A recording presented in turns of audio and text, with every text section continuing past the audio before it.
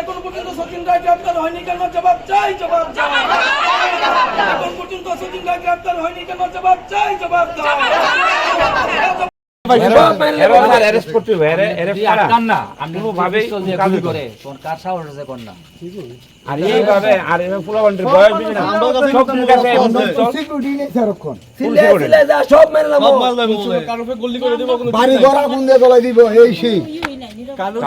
সবাই সারা রাত চালায় সাড়ে থাকতে ফোন করে আমরা বাড়ি যেতাম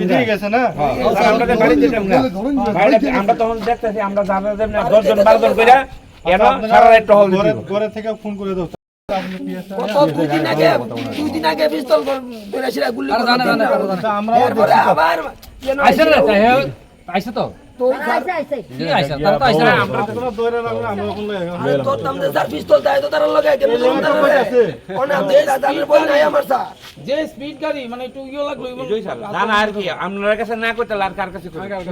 মাননীয় মুখ্যমন্ত্রী আপনাদের মাধ্যমে মিডিয়ার মাধ্যমে যাতে অবিলম্বে তার শাস্তি ব্যবস্থা করে এবং তারে গ্রেফতার করা হোক।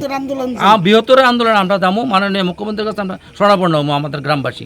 পুলিশ কি আশ্বাস দিছে? পুলিশ তো আশ্বাস দিছে, অনেক আশ্বাস দিছে। আমরা পুলিশের আস্থা আছে যে পুলিশ আমাদের সেটা ব্যবস্থা নেবে, যথাযথ ব্যবস্থা নেবে পুলিশ।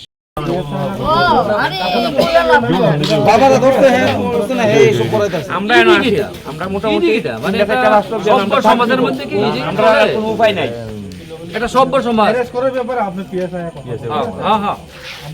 তারা তো অতিষ্ঠ গ্রামবাসী, আমরা পুরোপুরি পাগল হয়ে গেছি সবাই। শ্যামবাবু আর শ্যামবাবুর কুলা দুটোই পিস্তল বেছে, আরজ বেছে, ড্রাগস বেছে, কোটা বেছে।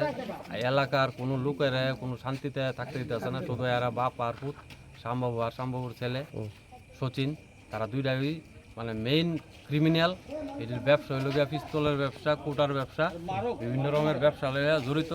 পাড়ার এক একটা মহিলাতে ধরেছিলা, কোনো লোক বাইকের চালানি, গাড়ির চালানি, কোনো লোক আর কোনো শান্তিতে নাই। এরারে যাতে সরকার হোক, আইন প্রশাসন হোক, সংবাদ মাধ্যম হোক, সরকার পক্ষ হোক, তারা যাতে ফাঁসি দেওয়া এরকম ধরনের একটা ব্যবস্থা করে দেব। সচিন রায় অত্যাচার আমরা এলাকাবাসী মানছি না, মানবো না।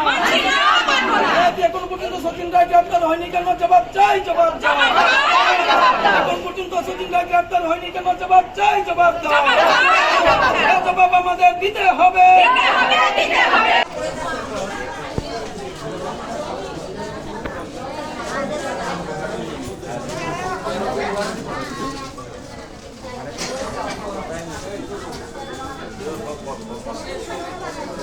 Gracias.